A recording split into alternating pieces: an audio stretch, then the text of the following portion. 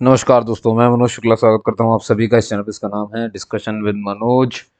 और आज हम जिस वैकेंसी पर डिस्कस करेंगे वो है एनएलसी इंडिया लिमिटेड। एनएलसी मतलब नाइवेली, है ना। तो इस पर चलिए बात करना शुरू कर देते हैं। देखिए, टोटल आप यहाँ पर देखोगे नीचे की तरफ कि industrial trainee, SME and technical O&M, ठीक है, ट्रेनिंग स्कीम है ये। एक तो ये ट्रेनिंग दे रहे हैं। तो ये वाली किसके लिए है? पहली वाली ये रहेगी आपके full time diploma in engineering course वालों के लिए, जिन्होंने मिनिमम 3 साल का ड्यूरेशन तो इसमें किया हो, और with 12th qualification, minimum 2 years of duration, है ना। मान लीजिए कि अगर आपका डिप्लोमा लेटरल वाला है तो फिर वो 2 साल का होना चाहिए, है ना। ये अगर लेटरल एंट्री भी होती है ना, वो वाली भी है, और 3 साल वाली भी है, ठीक है। और ट्रेनिंग की जो ड्यूरेशन है, अगर आप सिलेक्ट हो गए, सिलेक्शन आपका रिटर्न बेस पे ही होगा। तो अगर आप सिलेक्ट हो गए, 3 साल की ट्रेनिंग करनी पड़ेगी आपको उसमें। और फिर अगली है आपके जो कि 10th स्टैंडर्ड पास हैं और आईटीआई करके बैठे हुए हैं, है ना। कोई भी ट्रेड से आपने किया हो, है ना। अलग अलग ट्रेड है यहाँ पर, सारे ट्रेड के लिए ट्रेनिंग है ये। तो डिप्लोमा होल्डर्स वाले जो हैं उनके लिए जो पोस्ट है वो 100 है, और जो 10th+ आईटीआई है उनके लिए 139। तो इस तरह से आप देखो 239 हो जाता है यहाँ पर, ठीक है ना। ये इंडस्ट्रियल और 10th बेस वालों के लिए ये industrial training mines and mind support service कहलाएगा। 3 साल की ट्रेनिंग इसमें ही मिलने वाली है। क्लियर होगी इतनी कहानी।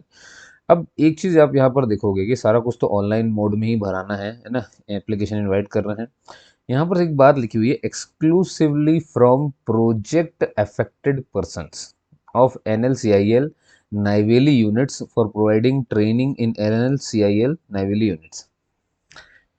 इसका मतलब ये हुआ कि ऐसे लोग जो प्रोजेक्ट इनका, जैसे कहीं पर भी प्रोजेक्ट बना, ठीक है, तो वहाँ से क्या होता है, कुछ लोग को विस्थापित करना पड़ता है, हटाना पड़ता है। तो उन लोग को बदले में ये लोग क्या करते हैं, जिन लोगों ने अपनी ज़मीन दी होती है तो उनके बंदों को ऐसे ट्रेनिंग वगैरह देते रहते हैं और ऐसे फॉर्म खोलते रहते हैं, ठीक है।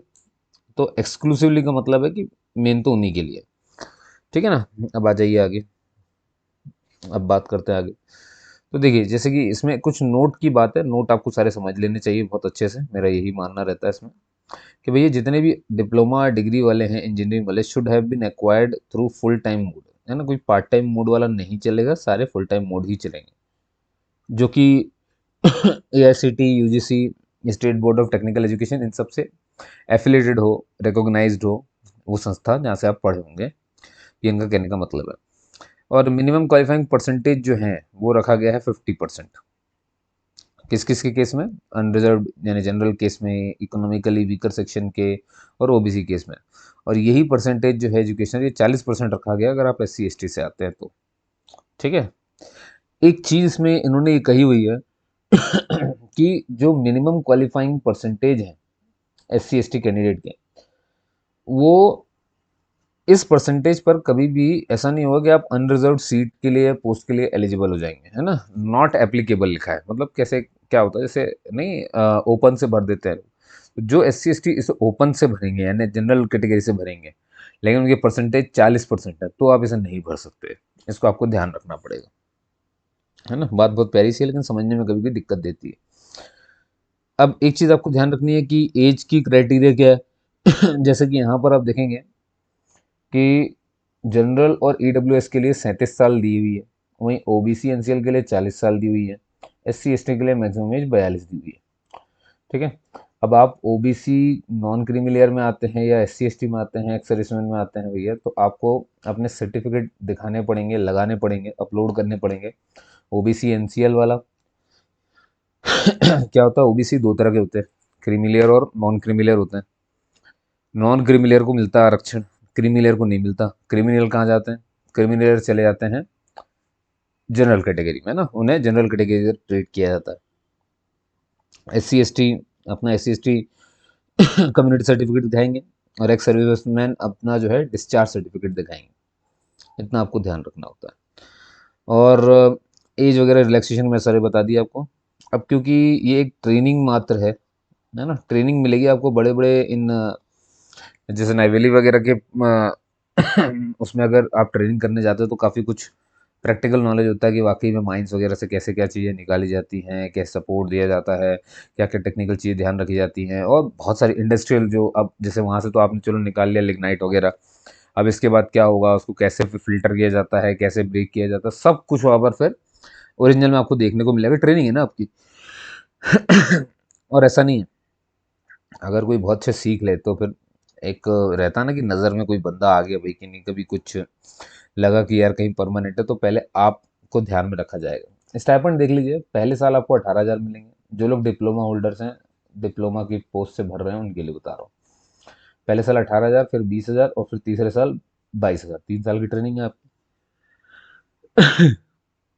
इंडस्ट्रियल ट्रेनिंग में ये मैंने जो बताया था ना आपको, 10th प्लस ITI वाले, इनके लिए क्या, इनके लिए 14,000 पहले साल, 16,000 दूसरे साल, तो तीसरे साल इनको 18,000 रुपये मिलेंगे। क्लियर हो गई इतनी बात, है ना। रिजर्वेशन मैंने आपको सारा कुछ बता के रखा है, इसको आपको देखने की जरूरत नहीं है। इसमें यही कहा गया है कि अपने अपने सर्टिफिकेट आपको अच्छे से लेकर के आने हैं, है ना। रिटन टेस्ट होगा, उसके बेस पे आपको सिलेक्शन होगा। और और मैं देख लेता हूँ, हाँ मेडिकल वगैरह तो देखिए सब में ही होता है, तो उसकी चिंता ही नहीं करनी है। अच्छा, अभी जो प्रोजेक्ट अफेक्टेड पर्सन्स हैं, उनकी भी एलिजिबिलिटी कुछ यूँ है कि देखिए, एक ही मेंबर उनके परिवार का एलिजिबल होगा ट्रेनिंग के लिए। इससे कोई फर्क नहीं पड़ता कि एक से ज़्यादा लोगों को ज़मीन दी गई, मतलब एक ही परिवार के क्या हुआ, जैसे मान लीजिए दो भाई हैं, है ना, इन दोनों की ही ज़मीन NLC ने ले ली, क्योंकि उनका वहाँ पे प्रोजेक्ट आना था। तो ये फैमिली क्या हुई, ये हो गई प्रोजेक्ट अफेक्टेड पर्सन हो गई, है ना। ये वो परिवार है जो प्रोजेक्ट अफेक्टेड है। तो NLC को इनको इन ये कहा गया है कि भैया भले दो लोगों ने एक ही परिवार से अपनी अपनी ज़मीन दी है, लेकिन ट्रेनिंग के लिए तो कोई एक ही पात्र होगा। ठीक है। अभी सही है गलत है ये बात की बात है, पर अभी यही नियम है इनका। अवॉर्डीज ऑफ लैंड, मतलब जिनको ज़मीन मिली, या जो awardees of land awards passed prior, इनका ये कहना है कि ये 30 जून से पहले अगर कोई लेन देन हुआ है ज़मीन का, तो वो इस ट्रेनिंग का हिस्सा नहीं हो सकता। लेकिन ध्यान सुनना, 30 जून 1989 लिखा है ना। तो पता नहीं अब पैदा भी हुए थे कि नहीं, ये भी देखना पड़ेगा। अवॉर्डी और applicant should have handed over land house with the house side, ये मतलब दे दिया हो, यही सब बात हो रही है यहाँ पर, है ना। देखो इन्होंने बोला जो एप्लीकेंट है वो शुड बी एन अवॉर्डी, वो एक अवॉर्डी होना चाहिए, है ना, या नॉमिनेटेड पर्सन होना चाहिए, हिज और हर फैमिली, है ना, मतलब उसके परिवार ने उसे चुना हो कि जाओ भाई तुम जाके वहाँ पे ट्रेनिंग लो, ऐसा है। समझ गए। If husband and wife are awardees, only one member shall be eligible to apply for training. तो भैया तभी ऐसा हो सकता है, समझ गए, इसका मतलब भी आप समझ चुके हैं। ठीक है ना। और ऐसे करते करते खूब सारी बातें लिखी हैं जिनको आपको अभी जानने की जरूरत नहीं है। मतलब पैप के लिए तो जरूरी भैया, जो देखो, settlers of government lands will not be, अब भाई जिनके पास गवर्नमेंट लैंड की सेटिंग हुई है वो लोग नहीं कर सकते, इसको भर नहीं सकते। और ऐसे बहुत सारी चीज़ें लिखी हैं, उसका पढ़ने में अब कहाँ, है ना। मैं PDF दे दूंगा तो आप उसको देख सकते हो खुद भी, चिंता नहीं करो। Proof in support of PAP, अब भाई बनी बात है, देखो वो तो हो गया वहां पर। तो अब क्या करना है, अब ये बोल रहे हैं कि भैया आपको सपोर्ट के तौर पे कुछ तो दिखाना पड़ेगा ना, कि भाई आप हो यहाँ से, वहाँ से आपको नॉमिनेट किया है, आप अवॉर्डी की फैमिली से हो, तो आपको प्रमाण पत्र तो चाहिए ही होंगे। तो उन्हीं प्रमाण पत्रों के बारे में यहाँ पे बताई गई है, नोटराइज्ड करवा करके सब रख लेना बढ़िया से अपने पास। अब जनरल कंडीशन ये कि देखिए, सिर्फ इंडियन नेशनल ही इसमें अप्लाई कर सकते हैं। Minimum eligible age for applying for training scheme is, देखिए मिनिमम एज जो है वो 18 साल है। Crucial depending on the response and requirement, NLCI reserve the right to raise, relax the eligibility condition and operate slots. मतलब देख करके कि कितना रिस्पांस आया, कितने लोगों ने फॉर्म भरा, उस हिसाब से ये काम करेंगे, ये बताया जा रहा है ना। ये मेडिकल एग्जामिनेशन अगर आपका अच्छा निकला तो आपको ट्रेनिंग ऑफर कर दी जाएगी, वरना नहीं करी जाएगी। ट्रेनिंग कभी भी टर्मिनेट कर सकते हैं अगर आपने अच्छा व्यवहार नहीं रखा, तो यही सब इसमें लिखा हुआ है।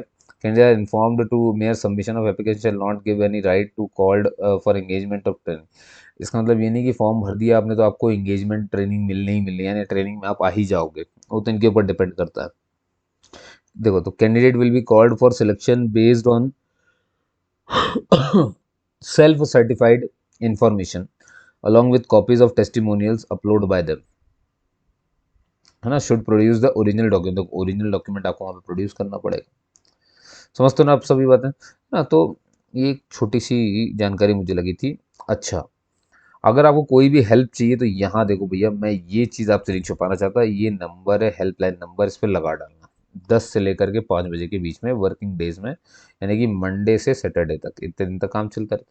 फिर भी नहीं काम बने तो यहाँ देखिए ज़रा, ये दिख रहा है आपको, ये एक मिनट, ये टच हो जाएगा, ये help.recruitment@NLC इंडिया, है ना, इस पर मेल कर दो आप। क्लियर हो कहानी। कैसे अप्लाई करना है वो आपको इनकी साइट पर जाना है, मैं आपको ऑनलाइन वैसे भी दे दूंगा, ये इनकी साइट है, देखो यहाँ से लीव करने के लिए बोल रहा है। SMS ईमेल के, देखिए पहली बात है, पहले तो आपको अपना रजिस्ट्रेशन कराना पड़ेगा। रजिस्ट्रेशन कराएंगे तो भैया ईमेल आईडी और मोबाइल नंबर लगता है, उस पर ही OTP और पासवर्ड आता है। मतलब रजिस्ट्रेशन नंबर और पासवर्ड आता है, इसकी मदद से फिर वापस जाना पड़ता है इनके पोर्टल में और फिर लॉगिन करके फिर फॉर्म भरना पड़ता है। ठीक है, तो उसका आपको विशेष ध्यान रखना है। और मैं कुछ बता देता हूँ यहाँ पे, ये क्यों आ गया, और हाँ, ये चार्ट आप देख सकते हो, जैसे कि इसमें ये बताया गया कि पासपोर्ट, जैसे यहाँ देखो जरा, ये पासपोर्ट साइज कलर फोटोग्राफ, एक मिनट पेन ले लूँ मैं, है ना, कलर फोटोग्राफ कितने सेंटीमीटर विड्थ हो, कितने सेंटीमीटर हाइट हो, है ना, 1 जनवरी 2023 से उधर की नहीं होनी चाहिए, इससे पहले की होनी चाहिए। JPG फॉर्मेट और 50 KB से ऊपर ना जाए। ऐसे सिग्नेचर आपका ब्लू से कर लो या ब्लैक से कर लो, JPG फॉर्मेट हो, 50 से ऊपर ना जाए। डेट ऑफ बर्थ आपके 10th की मार्कशीट रहेगी, जो PDF में भी चलेगी, JPG में चलेगी, लेकिन 250 KB से ऊपर नहीं होनी चाहिए। ऐसी आधार की एक कॉपी लग जाएगी, ऐसी 10th की एक मार्कशीट लग जाएगी, 12th की मार्कशीट लग जाएगी। समझ गए। तो ऐसे करते करते काफ़ी सारी चीज़ें यहाँ पर दी हुई हैं, उनको आपको देखना है, अपने सेमेस्टर वाइज भी यहाँ पर अपलोड कर देना। यहाँ पर साफ साफ लिखा है कितने MB को आपको उसको रखना है, तो आप खुद भी इसे भर सकते हो, कहीं और जाने की ज़रूरत नहीं है। एक्स सर्विसमैन वगैरह को अपने एक्स, जो एक्स के उनको जो है अपने डिस्चार्ज सर्टिफिकेट की PDF बना करके रख लेना है। इतनी गर्मी में वीडियो बना रहा हूँ मैं आपके लिए, आप सोचो ज़रा, पंखा भी नहीं चलाया मैंने, मेहनत देखो आप मेरी, है ना, डेडिकेशन कहते हैं इसको। ठीक है। अच्छा, यहाँ पर डेट मत, ये मत ध्यान दीजिएगा, डेट बदल दी गई है, पहले 19 अप्रैल थी, लेकिन अभी बढ़ा करके 15 जून कर दी गई है। ठीक है ना, तो 15 जून जो है लास्ट डेट है, उससे पहले पहले से भर लेना। इतना बस ध्यान रखना, बाकी देख लेना क्या कैसे करना है ना। और ये इनका भैया जो नेवेली प्रोजेक्ट है उसका ये सर्टिफिकेट है ना, प्रोजेक्ट अफेक्टेड पर्सन का। तो ये सर्टिफिकेट वगैरह भी आप देख सकते हो खुद से भी, वो तो खैर आप भरोगे तो खुद ही पता चल जाएगा वो क्या करना है क्या नहीं। ठीक है, फिर भी कोई डाउट रह जाए तो आप मुझसे यहाँ पे आकर के पूछ सकते हो। ठीक है, धन्यवाद दोस्तों, आपने सुना। और आप ये काम करना हो तो किसी और को इसे ट्रांसफ़र कर दें। ठीक है, आपके लिए मैं और भी वीडियोज़ बना रहा हूँ जो आपके शायद काम के हों, है ना। ऐसे ही करना चाहिए, जो आपके काम का है उससे रोक लीजिए, जो आपके काम करने से आगे बढ़ा दीजिए। आपने मुझसे सुना उसके लिए बहुत बहुत धन्यवाद, है ना। लाइक भी करिए, सब्सक्राइब करिए ज़रूर, क्योंकि इस तरह की वीडियोज़ में डिटेल में बनाता रहता हूँ यहाँ पर। चलिए मिलते हैं फिर अगले वीडियो में। जय हिंद, जय भारत, धन्यवाद।